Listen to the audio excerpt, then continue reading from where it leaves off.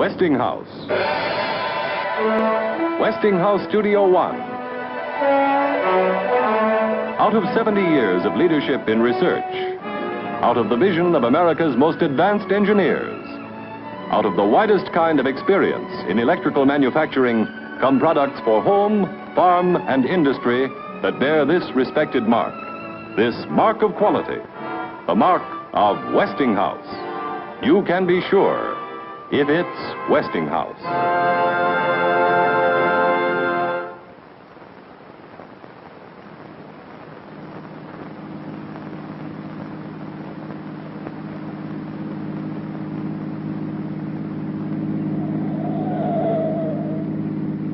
Warning. Poisonous black smoke pouring in from Jersey marshes.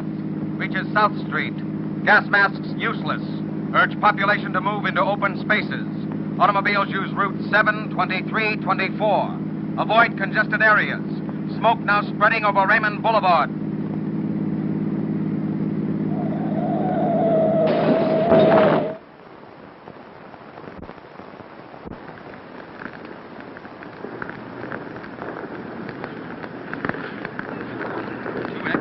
Calling CQ. 2X2L calling CQ, New York. Isn't there anyone on the air? Isn't there anyone? 2X2L. This is the result of panic.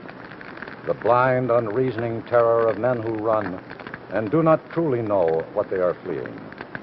And this is the factual story of such a panic.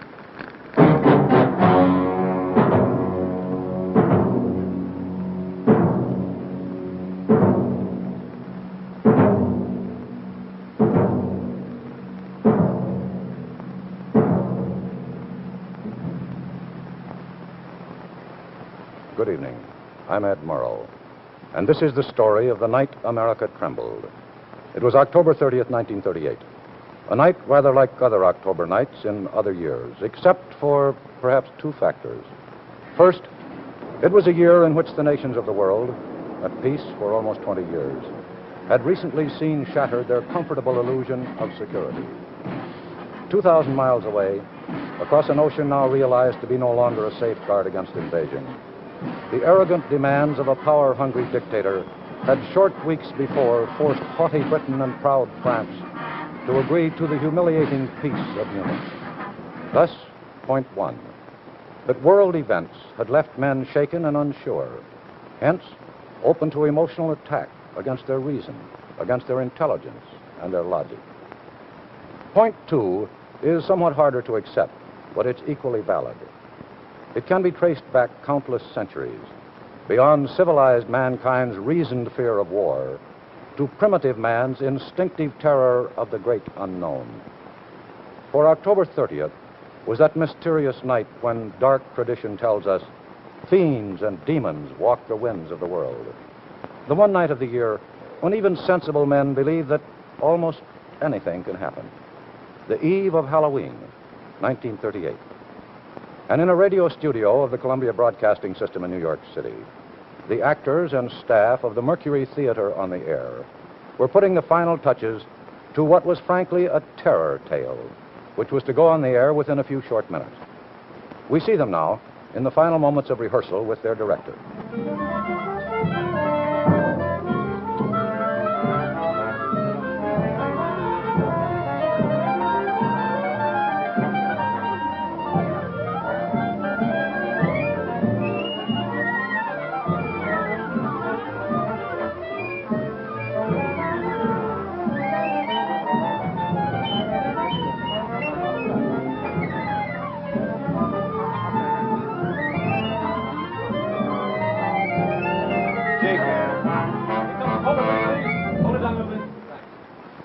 Page 19, that hissing, humming sound. I'd like you to mix in the hum a little bit faster and build it more than you did the dress. Can you do it? Okay, I'll do it. Okay, let's try it. Phillips?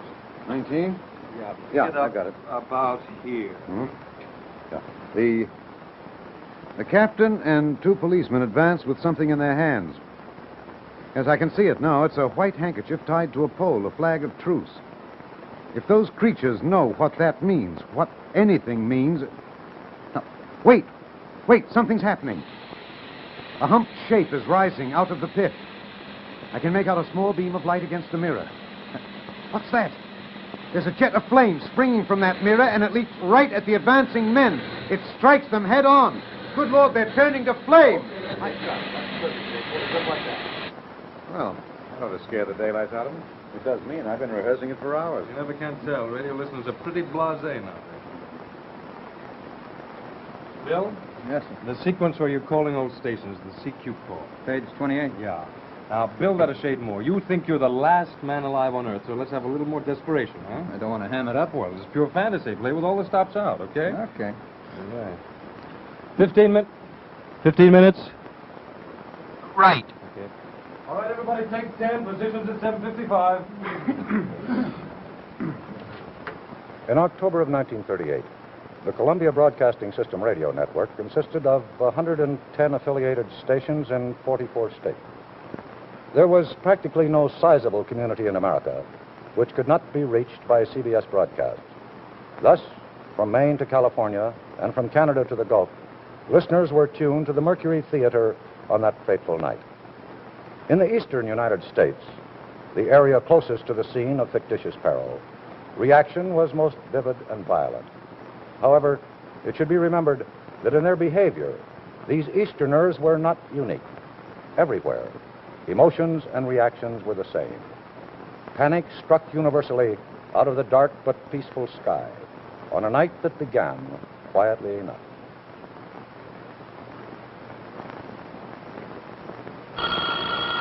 Mother, that's Bob. Will you let him in, please?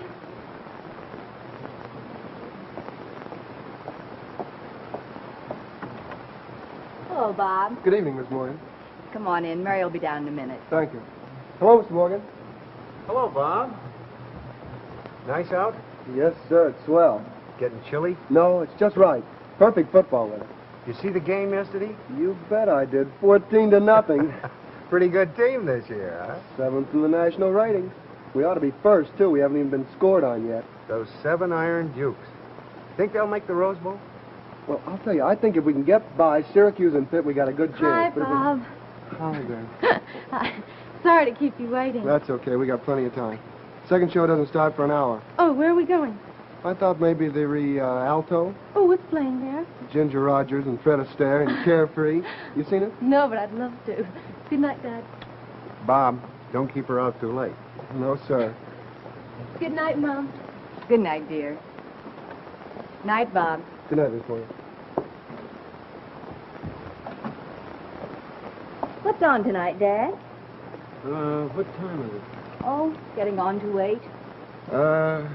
CBS, the Mercury Theater, NBC, Edgar Bergen and Charlie McCarthy. Charlie McCarthy. I like him. Let's listen to that.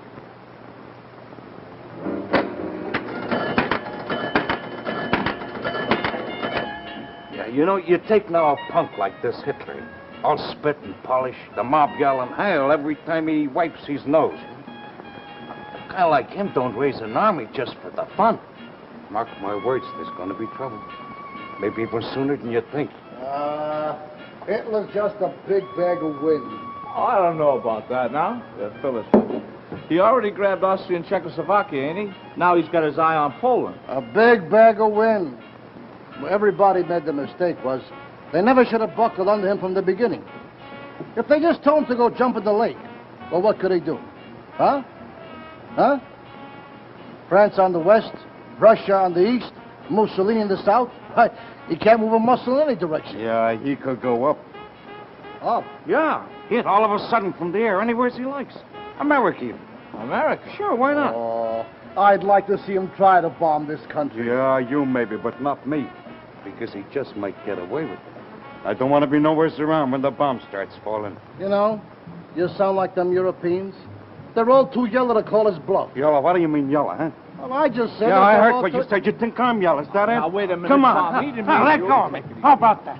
You think I'm yellow? Now, look, you two, I don't want no trouble here. Lay off, will you? I didn't mean you. I just meant anybody who won't stand up and fight for his country. Yeah. I'll fight for my country, same as the next guy. Don't think nothing different, huh?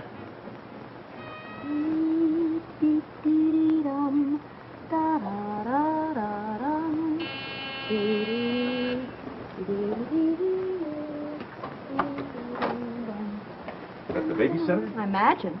Good. What's your hurry? It's not 8 yet. Well, I'm hungry. Oh, thirsty, you mean. Evening, Mrs. Chandler. I'm not late, am I? No, Millie, right on time. Is the baby in bed? Mm-hmm. And asleep. You remember when to feed him? Yes, ma'am. 10 o'clock. Right. The bottle's in the refrigerator. You remember how to warm it up? Yes, ma'am.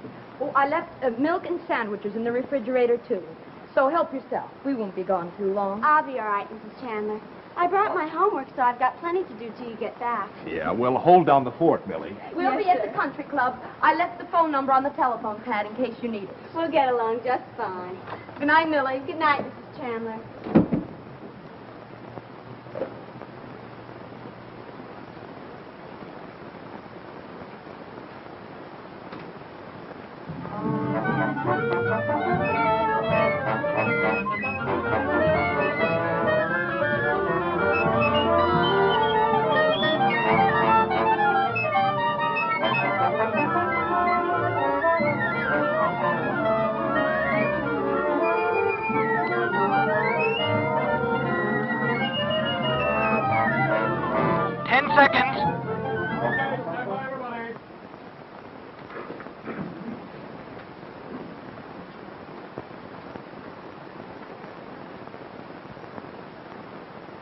The Columbia Broadcasting System and its affiliates present the Mercury Theater on the air in War of the Worlds by H.G. Wells.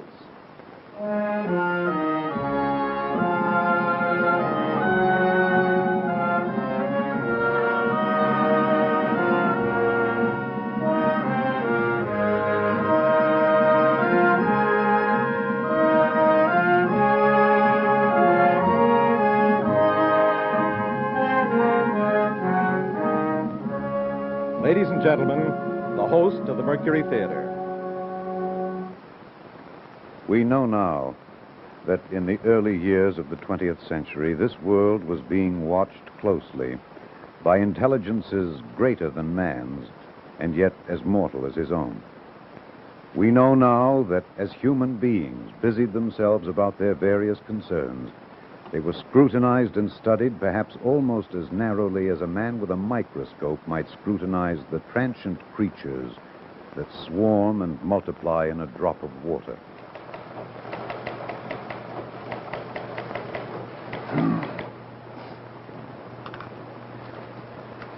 Any action, Mike? Not a thing. Get the coffee? Yeah.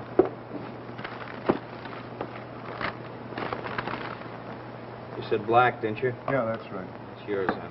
Thanks. 154 calling PD1.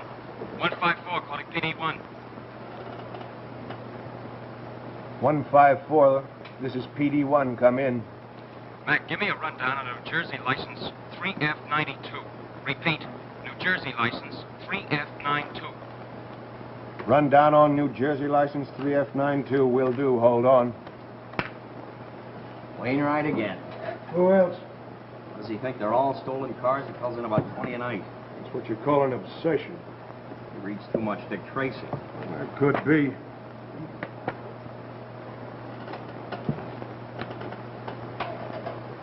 PD1, calling 154. Go ahead, PD1. Description, New Jersey license 3F92.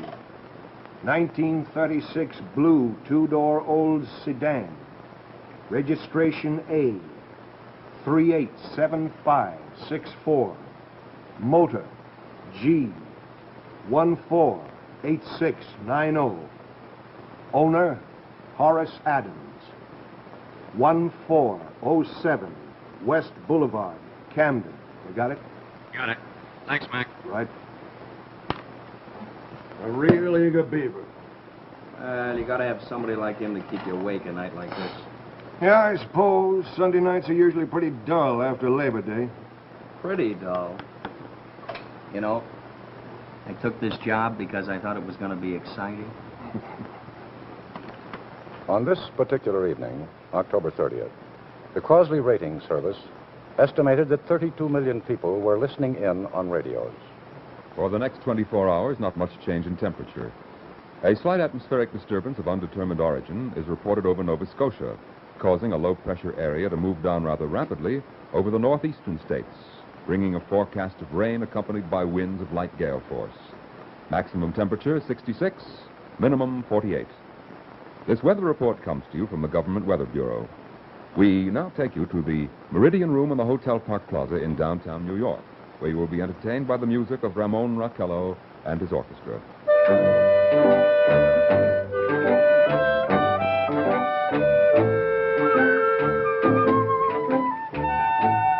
Good evening, ladies and gentlemen. From the Meridian Room in the Park Plaza in New York City, we bring you the music of Ramon Raquello and his orchestra. And, with a touch of the Spanish, Ramon Raquello leads off with La Comparsita.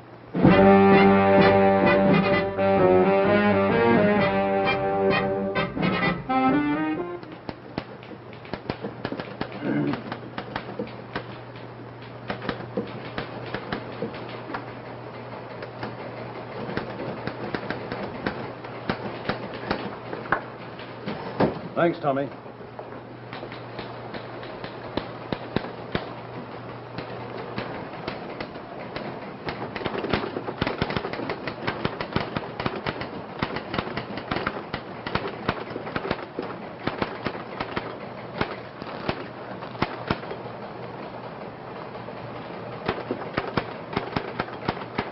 What do you got? You writing that Rocky Mount crash? Yep. Almost finished. How much copy you got on it? Column and a half, maybe. Build it to 2 columns. I got a good picture here and a double column spot on the front page. Okay. There's not really much to it. No serious injuries. Yeah. Could use a good lead story. All I've got is a community fund report. That's the trouble on Sunday nights. Nothing ever happens. That's right. That's the trouble with Sunday nights in the news business. Nothing ever happens. These people are comfortable, relaxed. You might say even bovine in their smug complacency. It's a Sunday night like other Sunday nights. Quiet, uneventful. America is at peace. There's no threat of war. They have no way of dreaming that within a few short minutes, their complacency is to be rudely shattered by an actor's voice speaking lines from a play.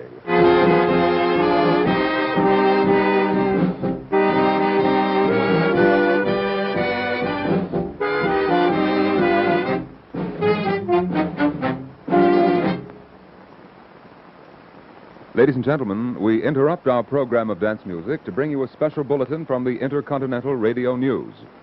The opening words, the words that shook a nation.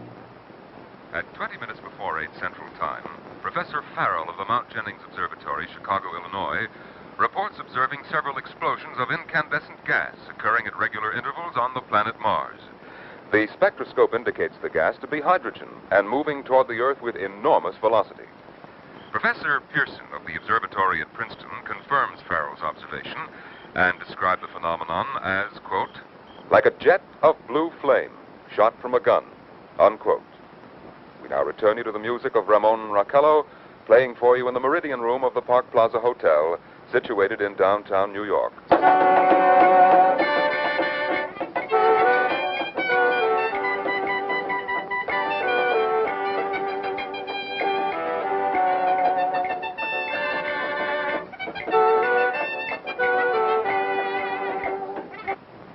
One troubled face out of 10. But this is the face of dawning panic on the night America trembled.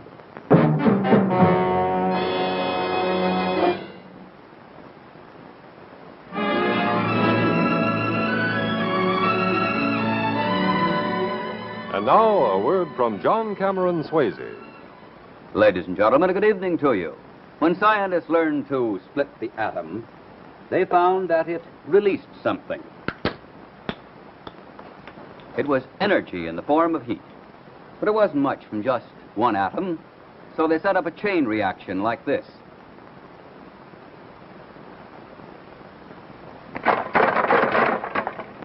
They found that it made the greatest physical force mankind has ever developed. And they called it atomic fission. Now, less than 10 years ago, the Atomic Energy Commission turned to the nation's industry to harness the power of the atom and make it work for people in peacetime. Engineers, scientists, and technicians got together at Westinghouse to tackle the toughest job in technical history. And they succeeded. They produced usable atomic energy, the kind that drove the submarine Nautilus over 60,000 miles without refueling. And that's only the beginning of a bright new world. Later this year, many of the lights of Pittsburgh will be lit with still another Westinghouse-built reactor, the Shipping Port Power Plant, a joint venture with Duquesne Light Company and the Atomic Energy Commission. And if you wonder what putting atomic energy to work means to you, here's the man who can answer your question. He's the man who set up the Atomic Power Division of Westinghouse, Mr. Charles Weaver, Vice President for Atomic Power. Thank you, John. Today, atomic power isn't just a hope. It's as much a fact as coal and oil. Just as coal and oil started new industrial progress, atomic energy marks the beginning of a new era, with new comforts, new power to get where you want to go and do what you want to do. Putting this new atomic force to useful work is a source of great satisfaction to us at Westinghouse. Yes, in atomic power, too.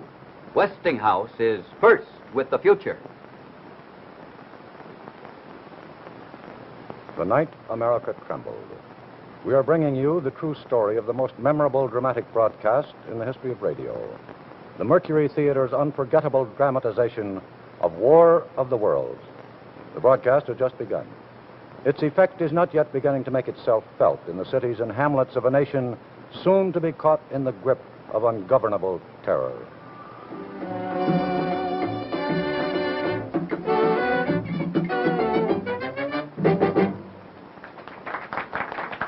Now a tune that never loses favor. The ever-popular Stardust, Ramon Raquello and his orchestra.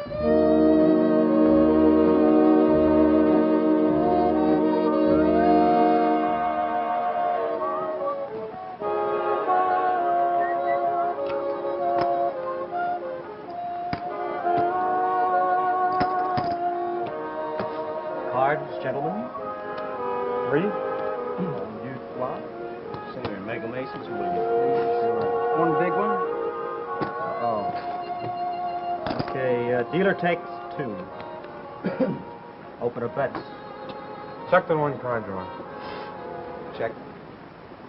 Ladies and gentlemen, following on the news given in our bulletin a moment ago, Try the me, Government find out. Meteorological Bureau has Okay. requested the large I'll up your observatories quarter. of the country to keep an astronomical watch on any further disturbances occurring on the planet Mars. Due to the unusual nature of this occurrence, we have arranged an interview with the noted astronomer, Professor Pearson, who will give us his views on the subject. In a few moments, we will take you to the Princeton Observatory at Princeton, New Jersey. We return you until then to the music of Ramon Raquello and his orchestra. Who cares? You turn that off. Turn it off. I'm studying. You want to study? Go up to your own room. I'm the gregarious type, okay?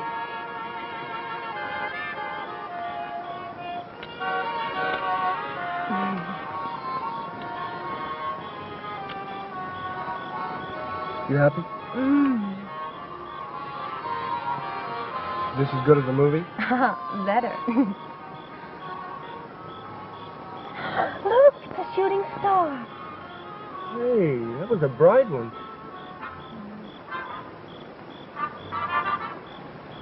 Cigarette? Thank you.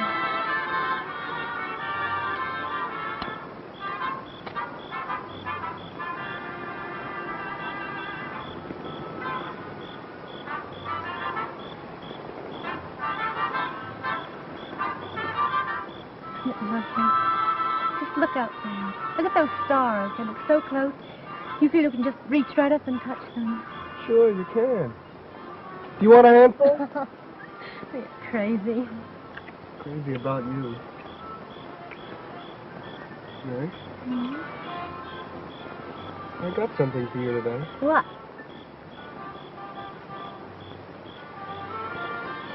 This.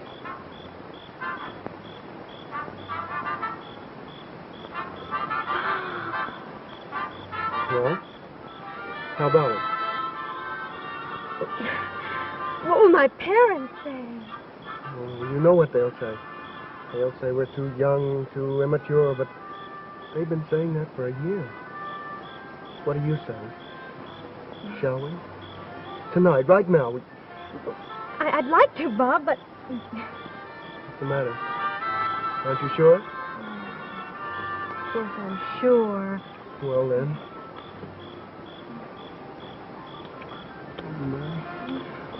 I know a justice of the peace, and we could be there in an hour.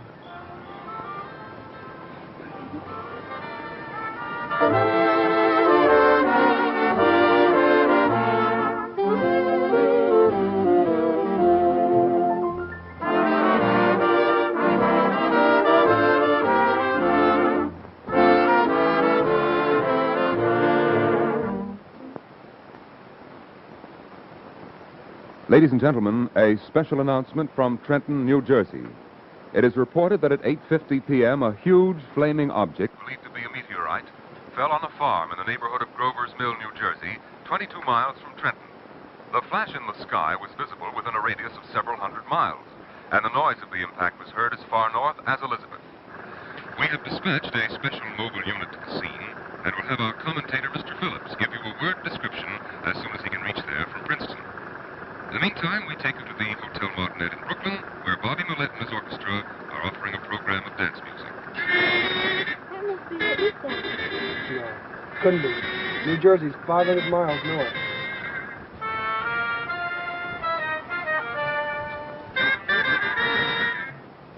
We take you now to Grover's Mill. Ladies and gentlemen, this is Carl Phillips again at the Wilmot Farm, Grover's Mill, New Jersey. Professor Pearson and myself made the 11 miles from Princeton in just 10 minutes.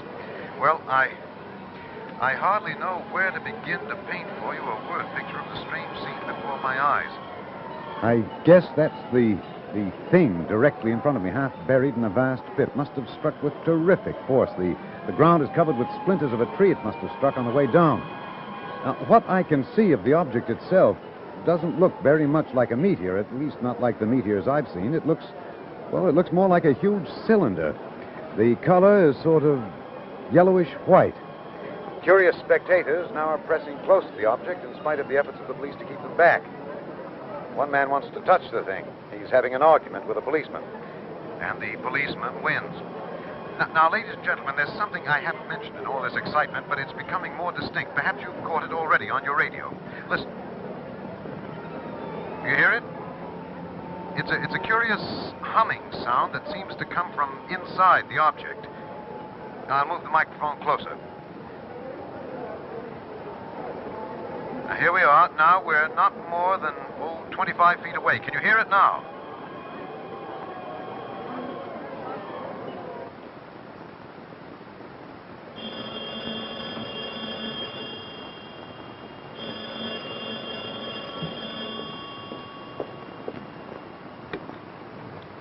Hello?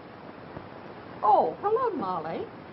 No, I'm just waiting here for Paul and his wife. We're going to church. The radio? No, I haven't. Why? What?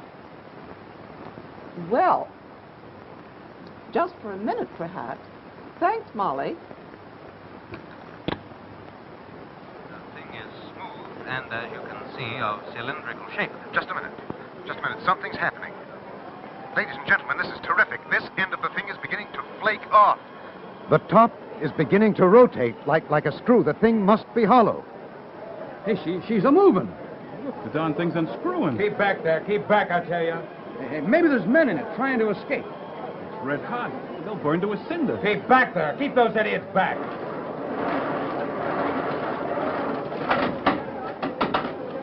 She's off! The top's loose! Look out there! Stand back! Ladies and gentlemen, this is the most terrifying thing I have ever witnessed. Wait a minute. Someone's crawling out of the hollow top. Someone or something I can see peering out of that black hole, two luminous discs. Are they eyes? It might be a face. It might be... Good heavens, something's wriggling out of the shadow like a gray snake. Now it's another. And another. They look like tentacles to me. There, I can see the thing's body. It's as large as a bear, and it glistens like wet leather. The face, it's indescribable. I can hardly force myself to keep looking at it. The eyes are black I'm going to and turn this clean like a no, serpent. please, no, Bob. Mouth Let is me V-shaped with listen. saliva dripping from its rimless lips that seem to quiver and pulsate. The monster, or whatever it is, can hardly move. It seems weighted down by possibly gravity or something.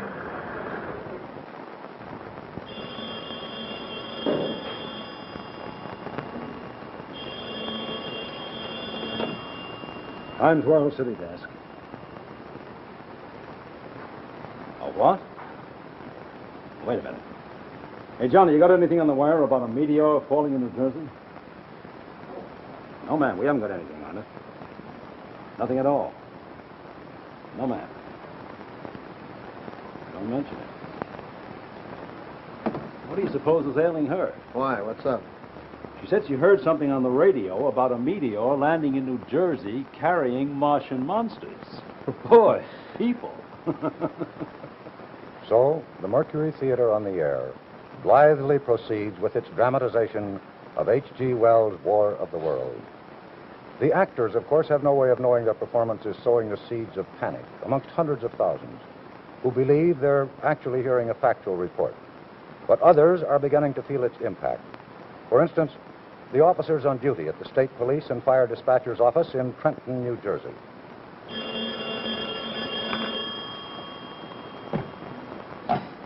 State Police.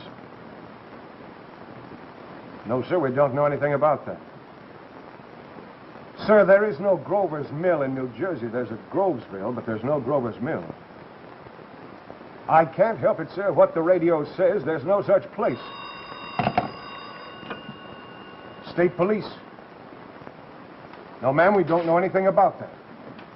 Well, I can't help that, ma'am. We just don't know anything about it. Well, did I say something about a quiet Sunday evening? What's going on anyway? I don't know. They say it's been announced on the radio. You better check. State Police. No, sir, we have no information on that. Sorry.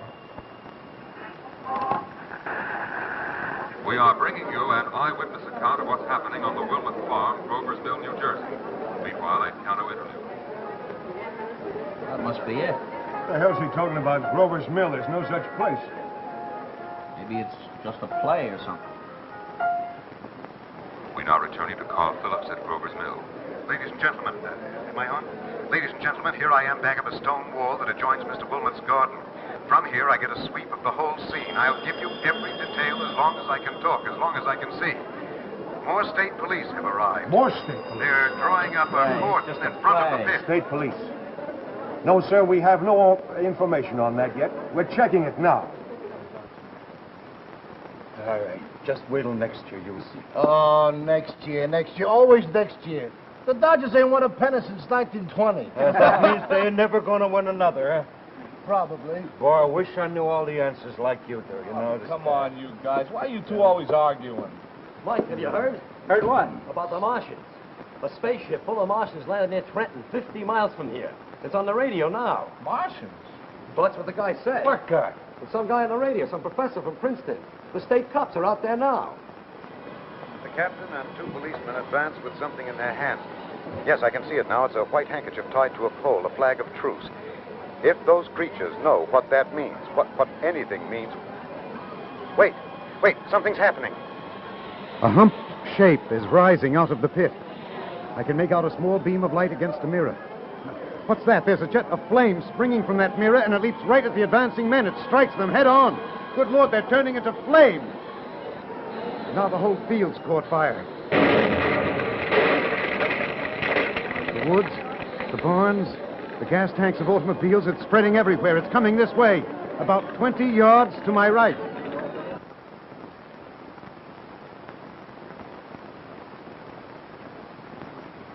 Ladies and gentlemen, due to circumstances beyond our control, we are unable to continue the broadcast from Grover's Mill. Evidently, there is some difficulty with our field transmission.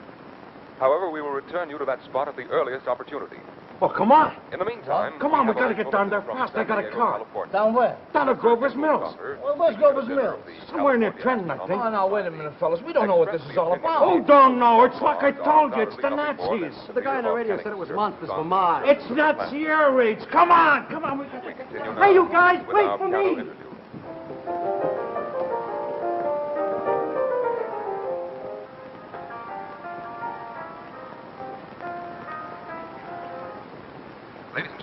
I have just been handed a message that came from Grover's Mill by telephone. Just a moment. Whose deal? Speak up. Is anybody interested in poker anymore? Todd, this is important. Listen. At least 40 people, including 6 state troopers, lie dead in a field east of Grover's Mill. Their bodies burned and distorted beyond all possible recognition. Ladies and gentlemen, the next voice you hear will be that of Brigadier General Montgomery Smith, commander of the state militia at Trenton, New Jersey. Trenton, that's where my family lives. Listen. I have been requested by the governor of New Jersey to place the counties of Mercer and Middlesex as far west as Princeton and east to Jamesburg under martial law.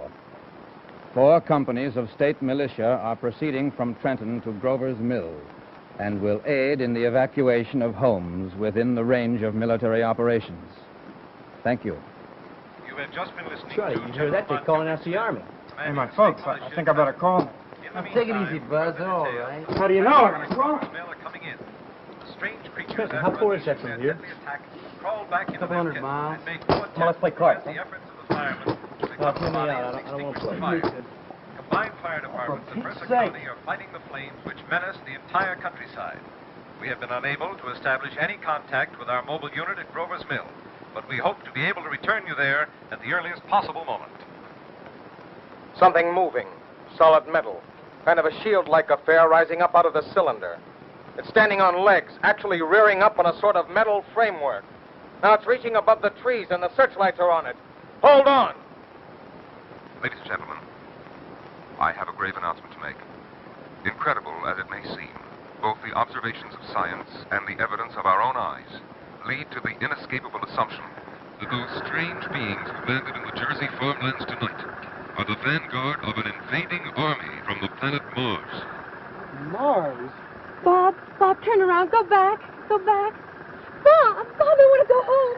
I want to go home.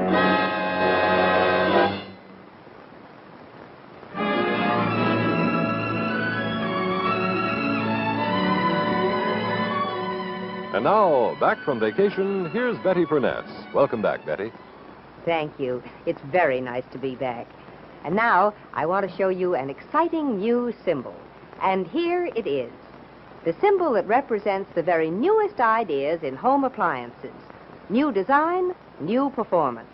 It's the shape of tomorrow from Westinghouse. And now, here's the exciting shape of tomorrow in brand new 1958 Westinghouse laundry equipment. The 1958 Space Mate. Here, you'll find the shape of tomorrow in this modern new design. The shape of tomorrow, a new convenience, too. Imagine a clothes dryer that operates right on top of the laundromat and takes up only 25 inches of space. And look, now push-button controls for the most accurate washing and drying yet. And here is the exciting new custom Imperial laundromat and dryer. You'll see the shape of tomorrow in this style light control panel that lights up like this. Push-button controls that give 5 wash and 2 rinse temperatures. And that same stunning control panel lights up this twin electric clothes dryer. Push-button controls here, too, give you just the right drying for every kind of fabric. And here, the shape of tomorrow means the very last word in convenience in this beautiful Westinghouse wash and dry combination. It takes just 2 minutes of your time to load clothes and set the dials. And your clothes are beautifully washed and properly dried, all automatically. In every laundromat, there's the famous revolving agitator that washes cleaner, rinses better, and even cleans itself.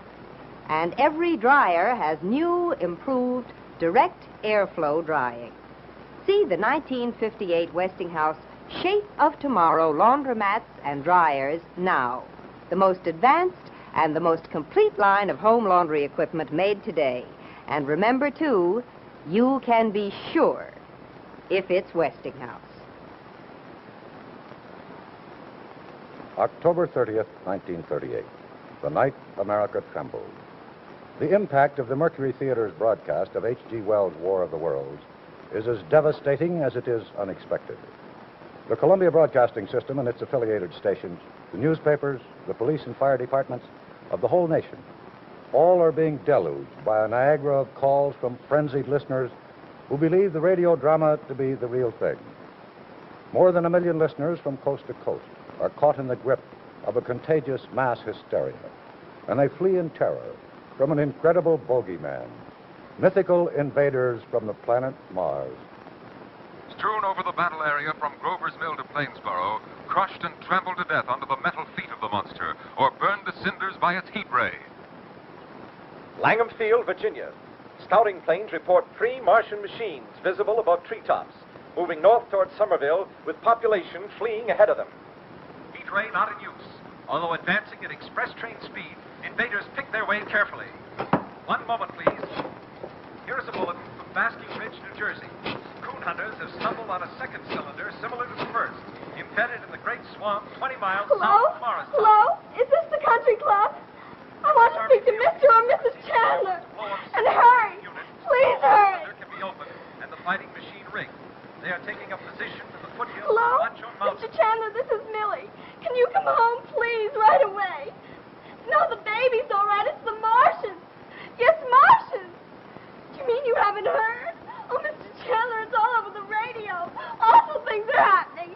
The Martians have landed in New Jersey with flamethrowers and poison gas, and they've killed everyone in Trenton. We've got to get out of here, Mr. Chandler. They'll kill us all. Report enemy machines. Now, 3 No, I'm not hysterical. It's just that... over houses and trees. Yes, Their evident yes, I'll wait till you get here. But hurry. South of Morristown. Hurry. Machines also sighted by telephone operator east of Middlesex, within 10 miles of Plainfield. Here's a bulletin from Winstonfield, Long Island. Fleet of Army bombers carrying heavy explosive flying north in pursuit of enemy.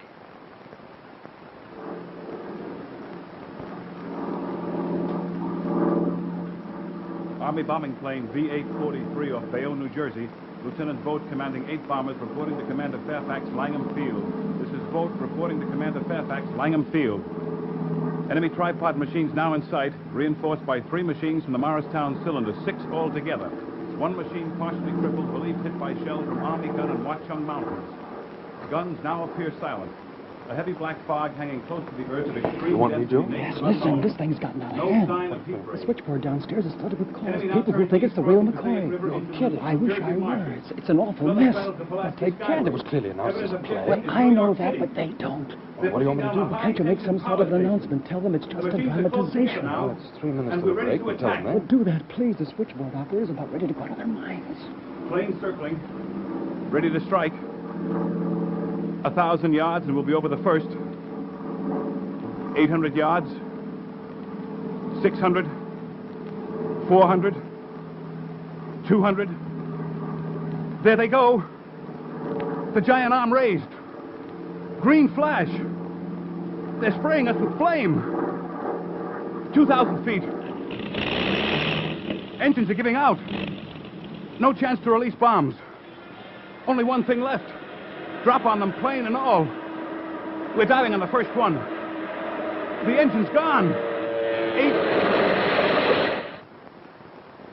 This is Bayonne, New Jersey, calling Langham Field. This is Bayonne, New Jersey, calling Langham Field. Come in, please. Come in, please. This is Langham Field. Go ahead. 8 Army bombers in engagement with enemy tripod machines over Jersey Flats. Trenton, New Jersey, operator. How many times do I have to tell you? Will you please hurry? What do you mean you can't do it? You gotta get through. Heavy black smoke in the The circuits are busy. Come on, I gotta call home too. Hey, Charlie? Hey, where's Charlie going? Charlie's driving home with Dave. Hurry up to the phone, will you please?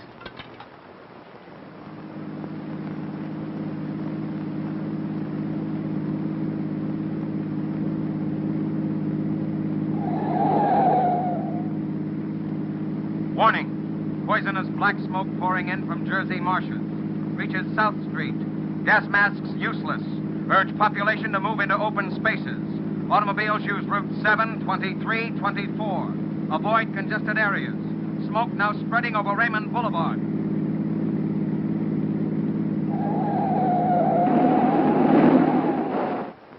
It's just a radio play, sir. State police. No, ma'am, it's just a radio play. State police. No, sir, it's just a No, sir, we have no official confirmation, but we believe it's just a radio play. Got anything yet, Browning? No. Wait a minute. Something's coming in now. Hey, this is it. State police. It's What just we a radio thought. play, ma'am. Attention Yes. all units. Attention We're not all sure units. we think so. There is Yes. no invasion You're from welcome. Mars. The invasion panic is the result of a radio broadcast. Repeat, there is no invasion from Mars. Proceed to distribute just this a radio play, information sir. as quickly as possible. Yes, sir, we're positive. Attention all units. Attention all units. I'm speaking from the roof of the Broadcasting Building, New York City. The bells you hear are ringing to warn people to evacuate the city as the Martians approach.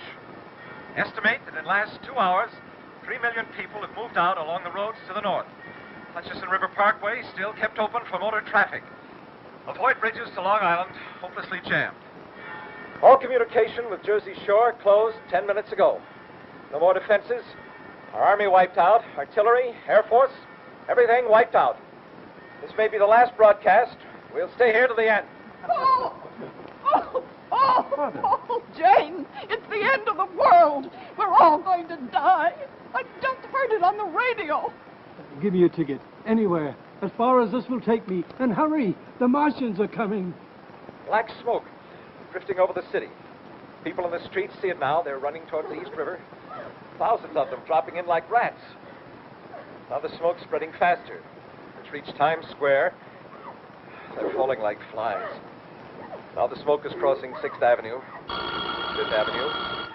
It's 100 yards away, 50 feet. What on earth's the matter with you? The baby! The monsters! The monsters are going to kill us! Now, monsters, what monsters? What The radio! Radio? Dead. The announcer must be dead.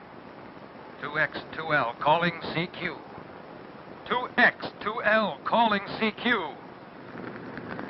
2X2L calling CQ, New York. Isn't there anyone on the air? Isn't there anyone?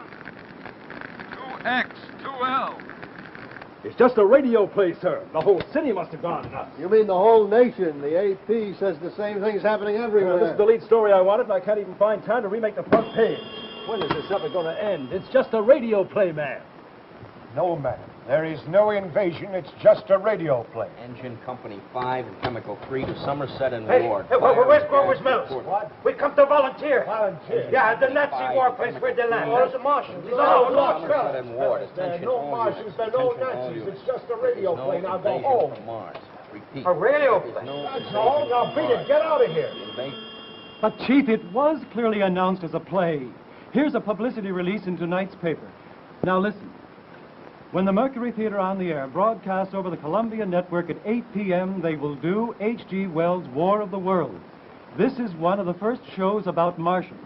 It tells how the octopus-like creatures from Mars lay waste the Earth until there are only a few humans left. Yes, that's absolutely right. Every paper. Well, how clear can you make a thing? All they had to do was check. Nobody in his right mind would believe it. Here for Rudy Valley for 3 days. I'm getting hungry. Hungry? Yeah. Well, I'm the one that's hungry. I tell you, Charlie, I'm so starved, I could almost... Don't look at me that way. No, I'm just skinning Goldberg. Mary, what's the matter? What's going on here? It's a meteor, sir. No, it's the Martians. They're coming after us. They're destroying the world. Martians? What are you talking about? It's on the radio. We've been listening to the radio ever since you left. We haven't heard anything about it. I don't get it. It ought to be on every station, I'm Turn sure. to CBS. This is your host, ladies and gentlemen. Out of character to assure you that the War of the Worlds has no further significance than as the holiday offering it was intended to be. The Mercury Theater's own radio version of dressing up in a sheet and jumping out of a bush and saying boo. Starting now, we couldn't soap all your windows and steal all your garden gates by tomorrow night, so we did the next best thing. We annihilated the world before your very ears and utterly destroyed the Columbia Broadcasting System. Now, you will be relieved, I hope, to learn that we didn't mean it, and that both institutions are still open for business. So, goodbye, everybody, and remember, please, for the next day or so, the terrible lesson you learned tonight. That grinning, glowing, globular invader of your living room is an inhabitant of the pumpkin patch. And if your doorbell rings and nobody's there, that was no Martian. It's Halloween.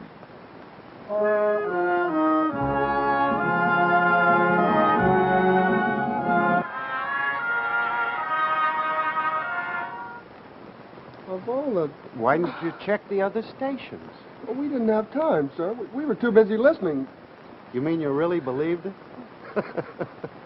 Oh, you kids have got a lot to learn. Yeah, I guess you're right. It's all right, Millie. It's all over now. Are you sure, Mrs. Chandler? Yes, Millie.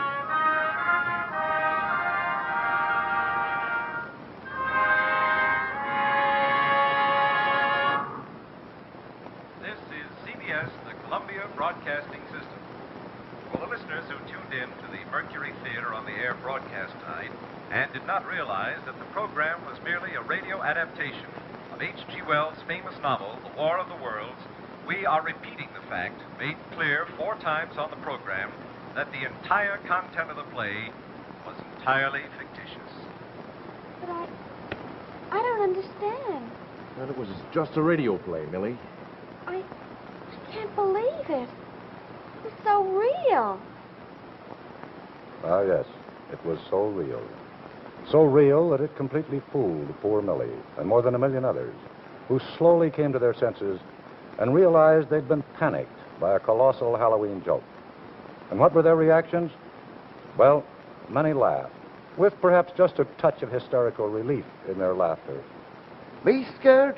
Of course not. I knew it was a play all the time.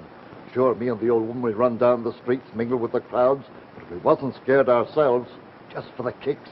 See how the others was taking it. You know what I mean. Others were somewhat indignant.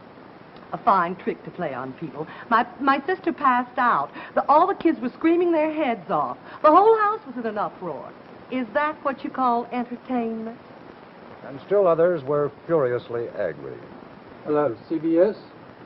Say here, what are you going to do about me? I'm 300 miles from home without a penny in my pocket. Where am I calling from? Buffalo, New York. That's where I'm calling from, and it's all your fault. So the reactions of the period. But there is one thing we must not overlook. All this took place in 1938, in a less sophisticated yesteryear that did not know the atom bomb, guided missiles, and rockets that may shortly fly to the moon. 20 years ago, the concept of an alien race was novel to us, hence alarming. Today, we realize that Mars is very near, closer perhaps in time than we imagine.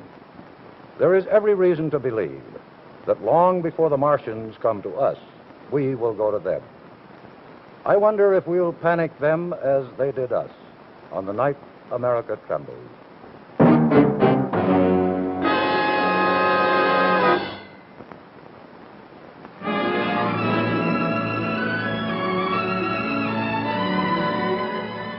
Tonight, John Cameron Swayze is playing with fire. Ladies and gentlemen, good evening to you. I'm using this torch as a high concentration of heat. Now I ask you to tell me whether heat is a friend or an enemy. Heat will light a friendly cigarette, but it can also burn up hard-earned money if I let it. Heat runs power stations that make electricity. Here's one of the most efficient producers of electricity in the world, the Kiger Creek Station of the Ohio Valley Electric Corporation. It's more efficient because Westinghouse engineers have found new ways to harness extra heat to run these turbines. Big turbine blades, for example, look like this. Until recently, they could only stand so much heat and pressure. The limit had been reached. No available metal could lift the problem. So Westinghouse metallurgists came up with a brand new kind of steel that raised the limits of heat and cut the cost of making electricity. One of these pieces of steel wire is made of Westinghouse metal. It will stand the kind of heat we're talking about. The other won't. Metal developed in Westinghouse laboratories will help this power station to produce more electricity for less money. Over the years, Westinghouse engineering has helped to make electricity your best servant, the biggest bargain in your family budget. Improvement on top of improvement has made Westinghouse first with the future, in research, in engineering, in new ideas. You can be sure if it's Westinghouse.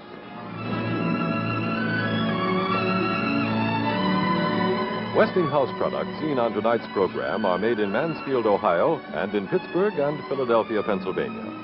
Your friends and neighbors at the more than 60 Westinghouse plants throughout America hope you enjoyed tonight's play.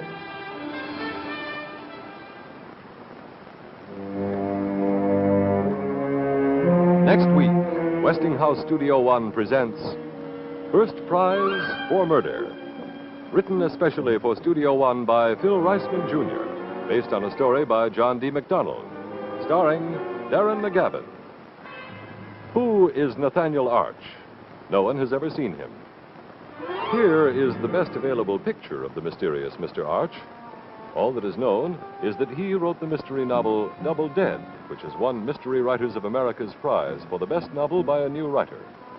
It is not widely known, however, that Double Dead reveals the details of an actual double murder that the authorities have never been able to solve. Be sure to join us next week to find the answer to Who is Nathaniel Arch? In First Prize for Murder, starring Darren McGavin.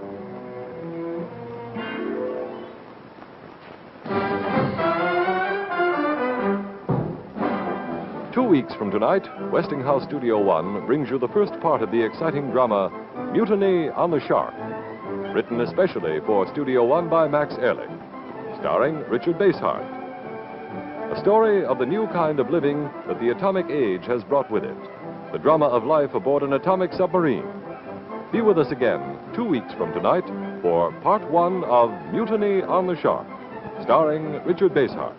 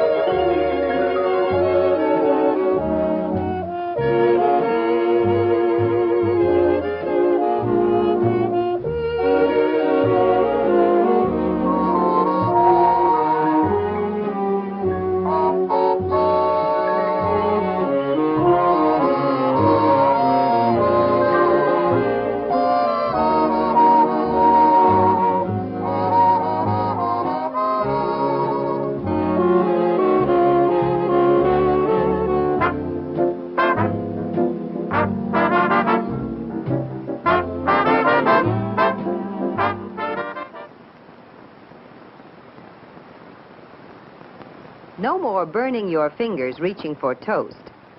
This beautiful new Westinghouse toaster with this exclusive lift-up lever lifts small pieces an extra inch. Buy now. Save $6 on confection colors model, $4 on chrome model. Your choice, only $15.95.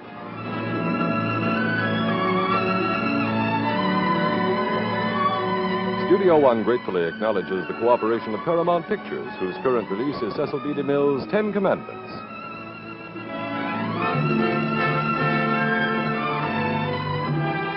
Westinghouse Studio One has come to you from New York and has been selected for viewing by America's armed forces at home and overseas. This is Art Hanna saying good night for Westinghouse.